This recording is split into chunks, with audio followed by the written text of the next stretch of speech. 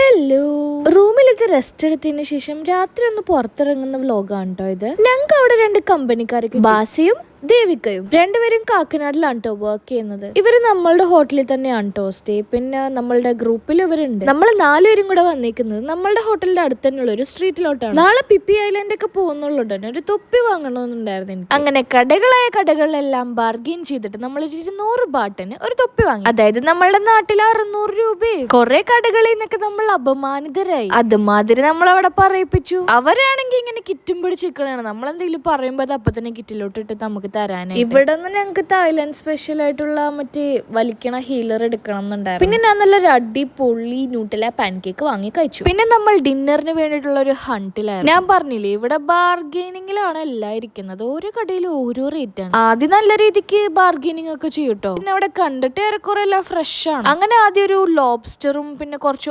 ഓയിസ്റ്ററും പറഞ്ഞു. നിങ്ങൾ ഈ ഓയിസ്റ്റർ ട്രൈ ചെയ്തിട്ടുണ്ടോ? കമന്റ് ബോക്സിൽ പറയട്ടോ. ഇവരെല്ലാം നമ്മളുടെ ഫ്രണ്ടിൽ നിന്ന് തന്നെ കേട്ടോ എല്ലാം ചെയ്യുന്നത് കാര്യങ്ങളൊക്കെ. പിന്നെ ആദ്യക്ക് ഭയങ്കര വെപ്രാളോർന്ന് ഈ ഓയിസ്റ്റർ തിന്ന് നോക്കാനായിട്ട്. ആ ചൂടോടെ തന്നെ ആദ്യം അവിടെ ഇരുന്ന് തിന്നു. ആദ്യം തന്നെയാണ് എല്ലാം കഴിച്ചത്. ഞാൻ അങ്ങനെ ഒന്നും ട്രൈ ചെയ്യാറില്ല. ആദ്യം പിന്നെ അങ്ങനത്തെ ഒരാളാണ് കേട്ടോ എല്ലാം ഇങ്ങനെ ട്രൈ ചെയ്യണം. കഴിഞ്ഞ ദിവസം നമ്മളൊരു സീ ഫുഡ് ഫ്രൈഡ് റൈസ് വാങ്ങില്ലേ, അവിടെ നിന്ന് ഒരു സീ ഫുഡ് ഫ്രൈഡ് റൈസും പിന്നെ ഒരു ചിക്കൻ ഫ്രൈഡ് റൈസും നമ്മൾ വാങ്ങി. പൃഥ്വിരാജിന്റെ ഒരു പഴയ പടവും വെച്ച് നമ്മളൊരു മൂവി ഡേറ്റ് പോലെ സെറ്റാക്കി.